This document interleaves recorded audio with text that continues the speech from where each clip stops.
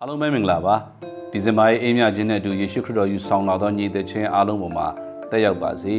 ဒီနေ့ကျွန်တော်တို့ကျမ်းစာတွေကရှင်လုကာခရစ်ဝင်ခန်းကြီး19ထဲကဇက်ခဲရဲ့အကြောင်းလေးနဲ့ပတ်သက်ပြီးအနည်းငယ်ဝင်ငါအခွန်အားပေးခြင်းပါတယ်ဇက်ခဲရဲ့အကြောင်းကိုတော့အားလုံးသိပြီးသားဖြစ်ပါတယ်ဇက်ခဲဟာအခွန်ကောင်းဖြစ်ပါတယ်အရန်ပတ်စံချမ်းသာတယ်ပြီးသွားတဲ့အခါမှာရှင်လုကာခရစ်ဝင်ခန်းကြီး19ခန်းငယ်2မှာသူဟာငွေရတတ်သောသူဖြစ်တယ်ချမ်းသာသောသူဖြစ်တယ်တကယ်ပဲကြွယ်ဝတယ်ယာဒူးယာကန်ရှိတယ်ပုဂ္ဂိုလ်တယောက်ဖြစ်ပါတယ်ဒါပေမဲ့သူ့ရဲ့အသက်တာထဲမှာလိုအပ်နေတဲ့အရာလေးတစ်ခုရှိတယ်သူက6ခန်းနေတယ်သူ့ရဲ့ဘဝရဲ့6ခန်းခြင်းတွေကိုပြန်လည်ပြီးတော့မှဖြည့်ဆည်းပေးရမယ့်အရာတစ်ခုသူလိုအပ်နေတာဖြစ်ပါတယ်ဒါကြောင့်မလို့သူ့ရဲ့ယေရီခေါမြို့တဲကိုယေရှုခရစ်တော်ကြွလာပြီဆိုတာကိုကြားတာနဲ့ဒီဇက်ခဲက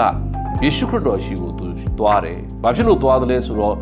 ယေရှုခရစ်တော်ဟာမချမ်းမာတဲ့လူတွေကိုချမ်းမာစေတယ်ပြီးသွားတဲ့အခါမှာလူတွေ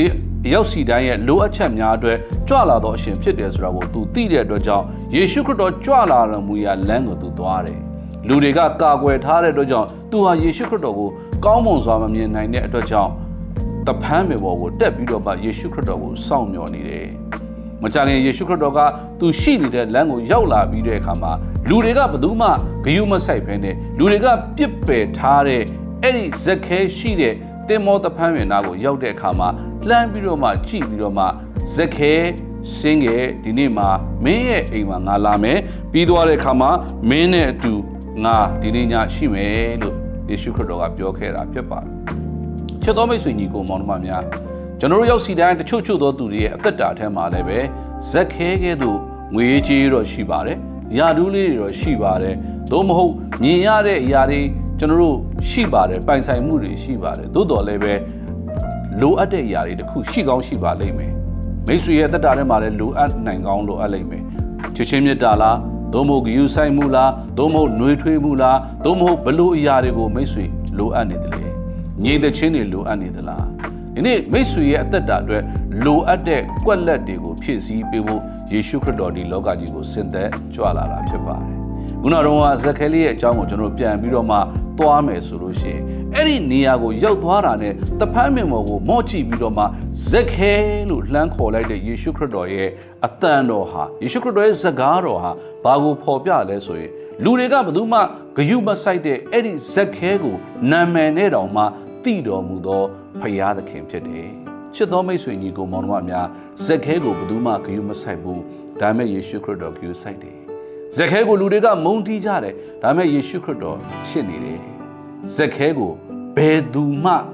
သူ့ကိုလူရမသွင်းပေမဲ့ယေရှုခရစ်တော်ကသူ့ကိုခေါ်ပြီးမှနာမည်နဲ့ခေါ်ပြီးတော့မှသူ့ရဲ့အိမ်ကိုသွားပြီးတော့မှသူနဲ့အတူညစာစားခြင်းနဲ့တကွမိဿဟာယဖွဲ့ခြင်းကိုပြုလုပ်ခဲ့တာဖြစ်တယ်ဒီနေ့ချစ်လာစွာသောညီကိုမောင်နှမများယေရှုခရစ်တော်ဒီလောကကြီးကိုဆင်းသက်ကြွလာခြင်းသည်မိတ်ဆွေရဲ့လိုအပ်ချက်လိုအင်တွေကိုဖြည့်ဆည်းဖို့ပေးဖို့ရန်ကြွလာခြင်းဖြစ်တယ်ဆိုတော့ကျွန်တော်အနေနဲ့သတင်းကောင်းပါချင်ပါတယ်မိတ်ဆွေဘာလိုအပ်နေတယ်ညီသက်ချင်းလိုအပ်ရင်ယေရှုခရစ်တော်ရှိမှရှိတယ်မိတ်ဆွေရဲ့အသက်တာအတွက်ချစ်ချင်းမြတ်တာလိုအပ်ရင်ထိုယေရှုခရစ်တော်ရှိမှရှိတယ်မိတ်ဆွေရဲ့အသက်တာအတွက်ဘာလိုအပ်နေလဲ